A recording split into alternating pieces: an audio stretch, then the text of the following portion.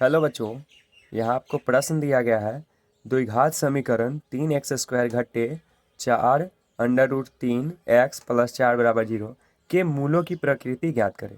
आप देख सकते हैं कि कितना नंबर का क्वेश्चन है, 2 नंबर का क्वेश्चन है और ये एकदम बिल्कुल क्या है, सरल है। ठीक है, तो चलिए देखते हैं इसको कैसे बनाते हैं। तो देखिए, जो x² का गुणांक होता है उसको क्या कहते हैं, a कहते हैं। ठीक है, तो a बराबर कितना दिया गया आपको, 3 दिया गया है। ठीक है, और जो x का गुणांक होता है वो क्या होता है आपको, मतलब देखिए ये x² का गुणांक कितना है, 3। ठीक है, तो ये a हो जाएगा। और जो x का गुणांक होता है यानी जो जिसमें x से गुना हो रहा है, तो ये साइन को भी लेके आप लिखिएगा, देख सकते हैं। तो ये क्या है, और जो अचर पद होता है यानी उसको क्या कहते हैं, c कहते हैं। ठीक है, तो a बराबर कितना हो गया, 3। ठीक है, b बराबर कितना हो जाएगा, -4 √3। ठीक है, और c का वैल्यू कितना हो जाएगा, c का वैल्यू कितना है, +4 है। कितना है, +4 है। तो चलिए, मूलों की प्रकृति ज्ञात करने के लिए सबसे पहले आपको क्या करना रहता है, d निकालना रहता है। ठीक है, तो d क्या होता है, यानी बड़ा D। ठीक है, छोटा d किस में आता है, 5 पार्ट में समांतर श्रेणी में होता है, ये d है। ठीक है, इसको विवेचक कहते हैं।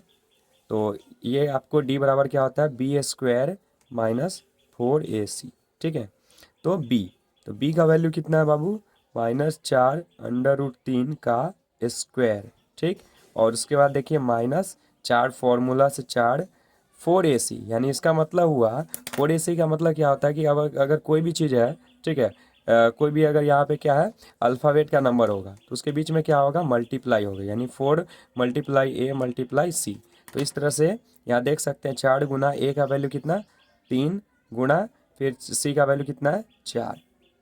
अब देख सकते हैं यहाँ अगर ये कोई भी माइनस का अगर स्क्वायर करते हैं तो वो क्या आ जाता है, प्लस। तो ये 4 तो बाहर है, अंदर रूट के बाहर, तो ये क्या आ जाएगा, 4 का स्क्वायर 16 गुणा ये रूट से क्या होगा, स्क्वायर कट जाएगा, रूट से स्क्वायर कट जाएगा तो कितना बचेगा, 3।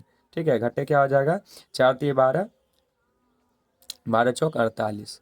ठीक है, अब देख सकते हैं कि 16 × 48 घटे 48, तो बराबर कितना आ गया, 0। ठीक है, तो देखिए कि इसका 3 कंडीशन होता है। अभी मैं बता रहा हूँ, थोड़ा एक्सप्लेन कर देता हूँ कि इसका आगे के भी क्वेश्चन क्या आ जाए, आपको समझ में आ जाए। ठीक है, 3 कंडीशन है। पहला कंडीशन ये है आपका कि b² - 4ac = 0। तो क्या होगा, मूल वास्तविक होगा। क्या होगा, मूल वास्तविक होता है, वास्तविक होता है।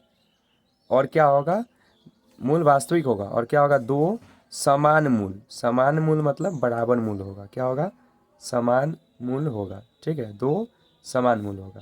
दूसरा कंडीशन होता है b² - 4ac = 0। ठीक है, यानी जो b² - 4ac होगा वो क्या होगा, 0 से बड़ा होगा। तो क्या होगा, मूल तो वास्तविक होगा, मूल वास्तविक होगा।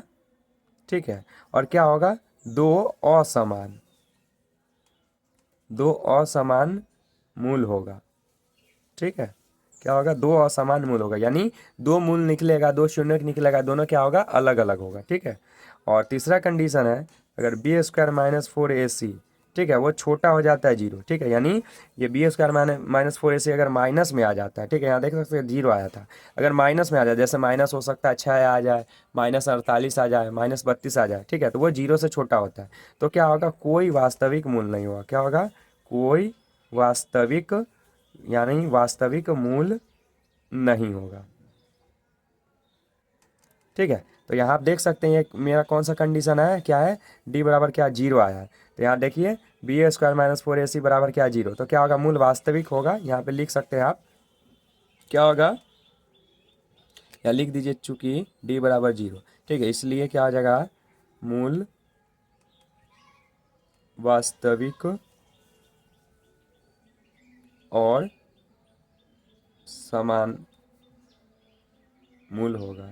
ठीक है, मूल वास्तविक और 2 समान मूल होगा। ठीक है, ये देखिए आप 2 नंबर का क्वेश्चन था, कितना आसान क्वेश्चन था। इस तरह से आप बार बार ये जो है प्रश्न पूछा जाता है एग्जाम में। ठीक है, तो ये ऐसा क्वेश्चन आपको ऑब्जेक्टिव में भी मिलेगा देखने को, और ऐसा प्रश्न आपको सब्जेक्टिव में भी मिलेगा। तो इसलिए ऐसे ऐसे क्वेश्चन को क्या कीजिए, आप अच्छा से समझ लीजिए। अगर नहीं आता है तो दोबारा वीडियो देख लीजिए। अगर फिर भी नहीं आ रहा है तो क्या कीजिए, आप कॉमेंट बॉक्स में कॉमेंट कर सकते हैं। ठीक है, तो ज़्यादा बेटर होगा।